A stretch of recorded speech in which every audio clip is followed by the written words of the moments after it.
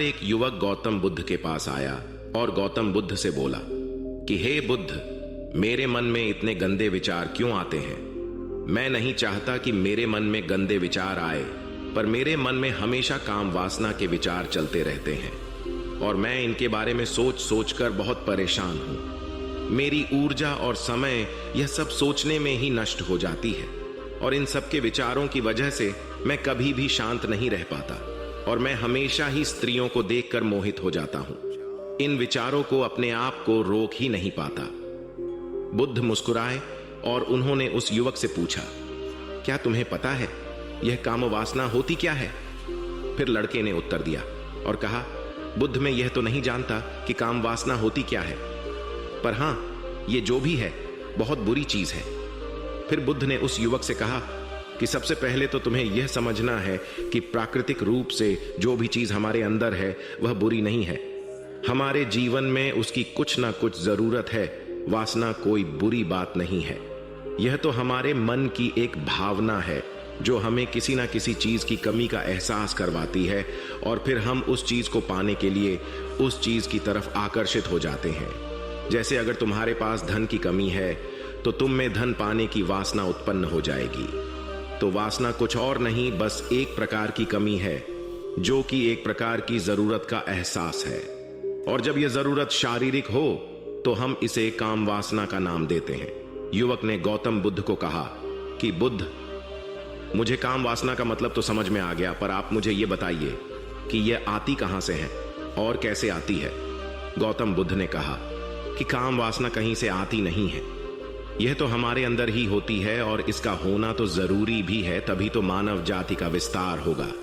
युवक ने कहा, जब यह हमारे अंदर ही है और जरूरी भी है तो फिर लोग इसे गलत क्यों बोलते हैं? बुद्ध ने कहा कि यही तो समस्या है। लोगों ने काम वासना को गलत तरीके से सोच लिया है। इसे छिपाने की, दबाने की कोशिश करते हैं। काम वासना गलत नहीं है, बल्कि काम वासना का गलत तरीके से प्रयोग करना गलत बात है।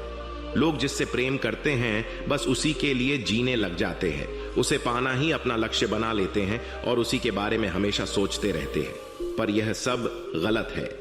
बुद्ध ने युवक से कहा, क्या तुम्हें पता है जानवरों में भी काम वासना होती है? युवक ने उत्तर दिया, हां बुद्ध, जानवरों में भी काम वासना होती है, क्योंकि जानवर भी तो आखिर अपनी पीढ़ी को आगे बढ़ाएंगे। बुद्ध ने कहा, तो फिर हम जानवरों की काम वासना को गलत क्यों नहीं कहते? युवक ने कहा, मुझे नहीं पता महात्मा, आप ही मुझे बताइए। गौतम बुद्ध ने कहा कि जानवर अपनी काम वासना का प्रयोग आनंद प्राप्ति के लिए नहीं करते, वह तो सिर्फ संतान उत्पन्न करने के लिए ही काम वासना का उपयोग करते हैं। जानवरों को प्रकृति ने इतनी समझ नहीं दी कि वह काम वासना को अपने सुख का आधार बना सके, जबकि मनुष्य अपनी समझ के बलबूते पर प्रकृति में पाई जाने वाली प्रत्येक वस्तु को अपने सुख के लिए प्रयोग करता है। हम इंसानों ने ही काम वासना को अपने सुख का साधन बना लिया है, जबकि प्रकृति ने तो हमें अपने वंश को आगे बढ़ाने के लिए दिया था, लेकिन इंसानों ने इसे अपने जीवन का परम लक्ष्य बना रखा है और इस तरह से काम वासना का भी लगाम हो जाना गलत है। युवक ने पूछा, महात्मा जी, ये काम वासना हम पर हावी क्यों होती है? तब गौतम बुद्ध ने कहा कि सुनो, अब जो मैं तुम्हें बताऊंगा उसे तुम ध्यानपूर्वक सुनना। काम वासना का सारा खेल तुम्हें समझ आ जाएगा, तुम्हें तुम्हारे सारे सवालों का जवाब मिल जाएगा। बस तुम्हें ध्यान से सुनकर समझना है। एक बार की बात है, एक आश्रम में गुरु और उनके शिष्य रहा करते थे, जो रोजाना आश्रम के बाहर स्थित गांव में भिक्षा लेने के लिए जाते थे। उस आश्रम का एक शिष्य जिस गांव में भिक्षा लेने जाता था, उस रास्ते में एक नदी पड़ती थी। एक दिन उसने देखा कि एक लड़का पेड़ के पीछे छिपा है। वह उस लड़के के पास गया और उससे जाकर बोला, भाई, तुम इस पेड़ के पीछे छिपकर क्या देख रहे हो? लड़के ने कहा, अरे तुझे नहीं दिख रहा कि मैं क्या देख रहा हूं? तब शिष्य ने नदी की तरफ देखा तो वहां पर कुछ लड़कियां पानी भर रही थीं। वो लड़कियां 14-15 साल की होंगी। तब उसने उस लड़के से कहा, अरे भाई, वहां पर तो लड़कियां पानी भर रही है, इसमें छिप कर देखने वाली क्या बात है? तब वो लड़का शिष्य की तरफ देखकर उससे कहता है, अरे पागल, तुम्हें दिखाई नहीं दे रहा कि कैसे यह परियां नदी से पानी निकाल रही है? जरा उनकी अदाओं को तो देखो, उनके कोमल शरीर को देखो, उनकी पतली कमर को देखो, और उनके बाल उनकी कमर पर कैसे लहरा रहे हैं, मानो सुंदरता बिखरी पड़ी हो। शिष्य ने फिर नदी की तरफ देखा और इस बार वह इससे देखता ही चला गया। उसे किसी भी बात का कोई डर नहीं था, लेकिन अब वो छिपने लगा और उन लड़कियों को देखने लगा। और जब वो छिपकर उन लड़कियों को देख रहा था, तभी वह अचानक अंदर से कांप गया और उसने कहा कि यह मैं क्या कर रहा हूं, मैं जो कर रहा हूं वह सही नहीं है, मुझे यहां से चले जाना चाहिए। और फिर वह जल्दी से वहां से चला गया। वो आश्रम पहुंच जाता है।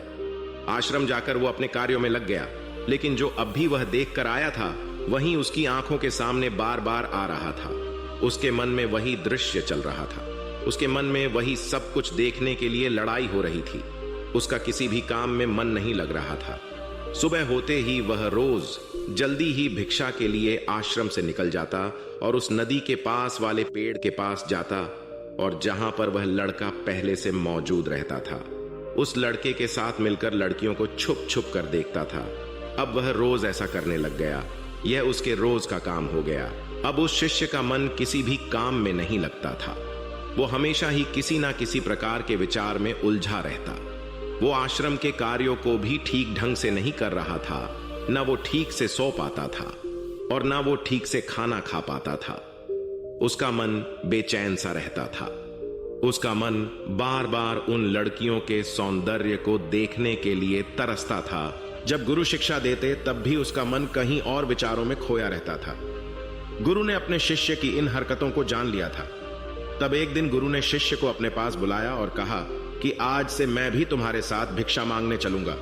तुम और मैं साथ साथ भिक्षा मांगने चलेंगे। तभी शिष्य गुरु को मना करते हुए बोला, नहीं गुरुदेव, आप परेशान क्यों हो रहे हो?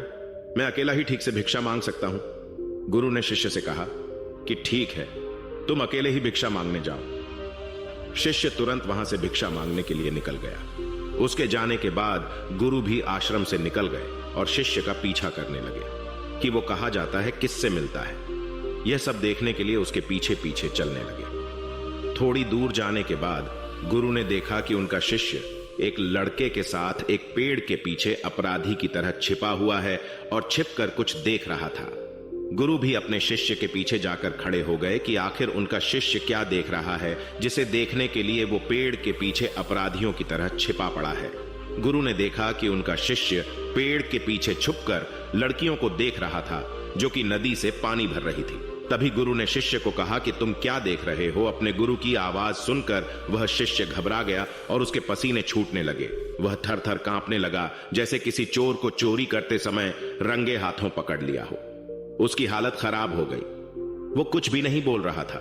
उसके मुंह से कुछ टूटे फूटे शब्द भी बाहर निकल रहे थे। वो अपने गुरु से नजर भी नहीं मिला पा रहा था। गुरु ने शिष्य की तरफ देखा और कहा कि मेरा शिष्य तो निडर था, उसे तो किसी भी चीज का डर नहीं था, लेकिन यह क्या, तुम तो डर के मारे कांप रहे हो। शिष्य ने गुरु से कहा कि मुझे माफ कर दो गुरुदेव, मेरा इसमें कोई दोष नहीं है। उस लड़के ने मुझे बहका दिया था, लेकिन आपसे मैं वादा करता हूं कि आज के बाद मैं ऐसा कभी दोबारा नहीं करूंगा। मुझे माफ कर दो गुरुदेव। गुरु ने शिष्य से कहा कि कोई बात नहीं, पर इस बात का तुम ध्यान रखना कि हम जैसी संगति करते हैं वैसा ही फल हमें प्राप्त होता है। उसके विचार हमारे अंदर प्रवेश करते हैं, इसीलिए अच्छी संगति करो जिससे तुम्हारे अंदर अच्छे विचारों का प्रवेश हो। फिर गुरु और शिष्य आश्रम लौट आए और फिर से आश्रम के कार्यों पर ध्यान देने लगे।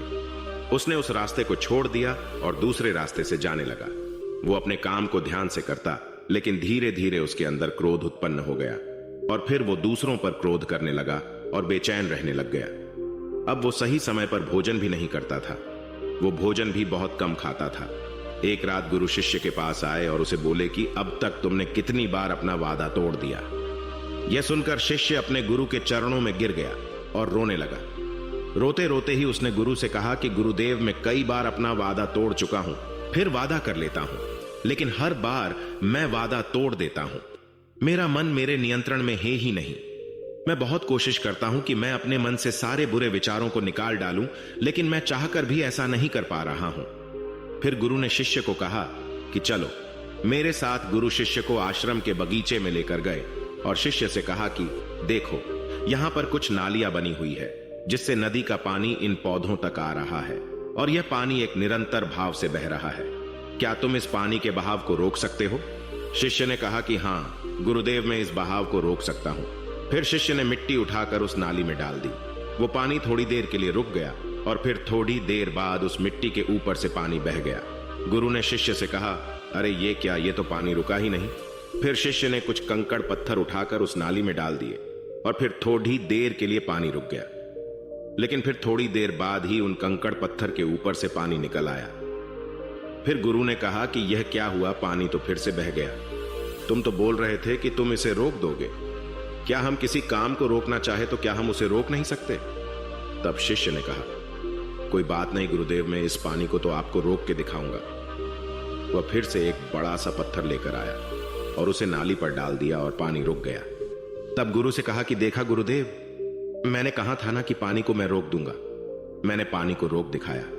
आपकी बात मैंने पूरी कर दी। गुरु मुस्कुराए और बोले, अच्छा जरा ध्यान से देखो, पानी रुक गया। क्या वो तो पीछे की नाली तोड़कर बाहर आ गया और अगल बगल से बह रहा है, और ध्यान से देखो इस पत्थर को आगे भी आ गया और ये पानी अपना रास्ता बदलकर फिर से आगे की तरफ बह जाएगा। और फिर थोड़ी देर बाद ऐसा ही हुआ। फिर गुरु ने शिष्य को समझाया कि तुम्हारे साथ भी तो ऐसा ही चल रहा है। तुम बार बार प्रयास कर रहे हो, बड़े से बड़ा प्रयास कर रहे हो, पर हर बार तुम्हारा प्रयास टूट रहा है और यह हमेशा टूटता ही रहेगा। तुम कितना भी बड़ा पत्थर रख लो, लेकिन पानी तो अपना रास्ता बना ही लेगा। यह सब देखकर गुरु से कहा कि हे गुरुदेव, क्या कोई तरीका नहीं है जिससे मैं गंदे विचारों से बाहर निकल सकूं और यह मेरे मन में आए ही नहीं? गुरु शिष्य को एक नदी के पास ले गए जहां से उस बगीचे में पानी आ रहा था। गुरु ने शिष्य से कहा, वो पानी इसी नदी से जा रहा है। अगर हम यहीं से उस रास्ते को बंद कर दें जहां से पानी बगीचे में जा रहा है, अब क्या हम पानी को रोक नहीं सकते? शिष्य ने कहा कि हां गुरुदेव, अवश्य ऐसा हो सकता है। मैं इस पानी को यहीं से बंद कर देता हूं, तब आगे की नाली में पानी जाएगा ही नहीं और फिर बगीचे में पानी जाएगा ही नहीं। फिर से नदी से जाने वाले रास्ते को बहुत मेहनत करके पत्थर और मिट्टी डाल डालकर बंद कर दिया और गुरु से कहा कि गुरुदेव, मैंने पानी को बंद कर दिया है, अब यह पानी बगीचे में जाएगा ही नहीं। तब गुरु ने कहा कि अगर पानी बगीचे में नहीं जाएगा तो पेड़ पौधों को पानी कहां से मिलेगा?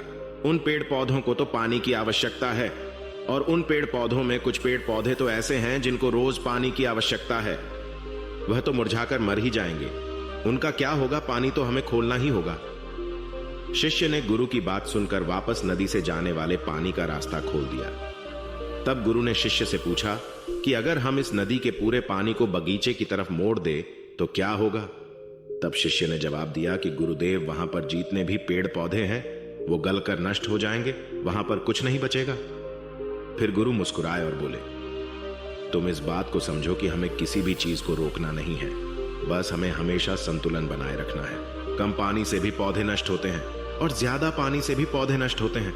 हमारा जीवन संतुलन से ही चलता है। गुरु ने शिष्य से कहा कि अगर मैं तुम्हें कहूं कि तुम आम के बारे में मत सोचो तो तुम्हारे मन में सबसे पहले किसका चित्र आएगा? शिष्य ने कहा कि गुरुदेव, मेरे मन में तो पहला चित्र आम का ही आएगा। गुरु ने कहा कि जब हम गंदे विचारों को जबरदस्ती रोकने का प्रयास करते हैं तो वह और मजबूती के साथ हमारे अंदर प्रवेश करते हैं और ज्यादा हमारे अंदर उठते हैं। इसीलिए हमें उन्हें कभी भी दबाने की कोशिश नहीं करनी चाहिए। फिर गुरु ने शिष्य को जाते हुए कहा कि हमारे गंदे विचार बुरे लोगों की संगति करने की वजह से भी आते हैं। कई बार क्या होता है कि कामुकता हमारे अंदर होती नहीं है, लेकिन कुछ अश्लील लोगों के साथ रहने की वजह से यह हमारे अंदर हावी हो जाती है। फिर शिष्य ने कहा, जा 250 ml वाली पेप्सी लेकर आ।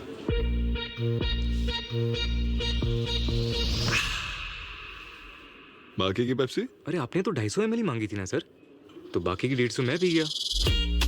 20 रुपए में अब 400 ml पेप्सी। कि गुरुदेव, आप सही कह रहे हैं, मैं अपने मार्ग से भटक गया था।